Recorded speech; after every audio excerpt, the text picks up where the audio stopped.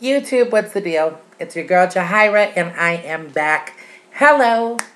Um, I wanted to come in and I wanted to talk to you guys and do a little bit more, I don't know, I guess elaboration on the video response I did to Lucky 2007's uploading entitled Casey Hines is My Hero. I did have an opportunity to watch the Casey Hines video, hence my video response. And obviously, as you can see from that video, it affected me very deeply. But I also had an opportunity to take a look at, oh goodness me. Lord. I had an opportunity to take a look at Richard Gale's video. I was just experiencing technical difficulties. Sorry. Richard Gale is the perceived bully in the incident which has precipitated Casey Hines' reaction, which then went viral because it was recorded, and that is why he is a household name today. So Richard Gale is the person in the video, the young kid who initially punched Casey Hines. And what I saw was a very young, very frightened, I think somewhat defensive and somewhat defiant kid attempting to explain his actions, and it's very easy, and I'm sorry if this is going to be a bit of a rant or a bit of a ramble. Yeah, definitely a ramble.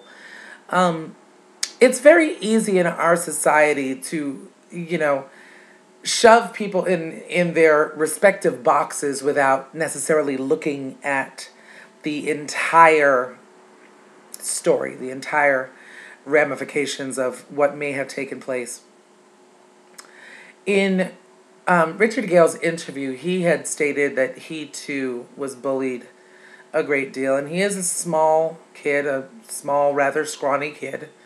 And it just, what I'm seeing a lot of, especially in the comments that people are posting under these videos, is that, Casey Hines has been declared good. He's been declared the hero who stood up to himself, who stood up to bullying. And by no means am I negating that. I want to be very, very clear. I mean, I think that everybody who has ever been picked on felt a little bit vindicated from watching that video. I'll be honest with you.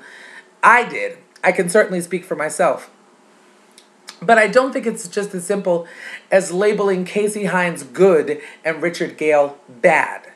Because at the end of the day, we're talking about, adolescent children. And, we're no longer living in a society where we can just say, oh, well, boys will be boys, because, boys are killing nowadays. And it's just not as simple as presumably it used to be. Those days have long past us. But I really did want to get a greater sense of who Richard Gale was. And I don't think there was a better... I will include the link to the Richard Gale interview below, by the way. But I don't think there was a greater example of sort of the softer side of this scenario than watching his father, who looks a lot like Colonel Sanders, but that's another story.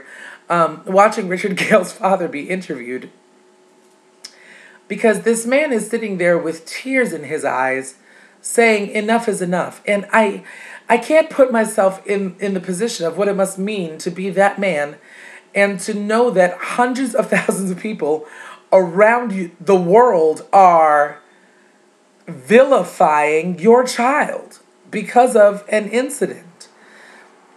Clearly Richard was in the wrong. I don't think that anybody can argue that point, but I do think that we as a society need to take a moment and say, this is not, we can't treat this like a witch hunt.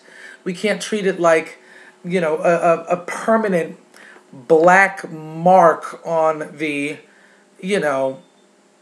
fabric of his entire life. I mean, we can't do that. I think we do need to set the example and set an example to state that, rehabilitation and encouragement and positive reinforcement are all tools that can be used to ensure that this kind of thing does not happen again with this particular child. And maybe it's a little bit sad that it had to happen this way, but, you know, Richard Gale is now the poster child for bullying.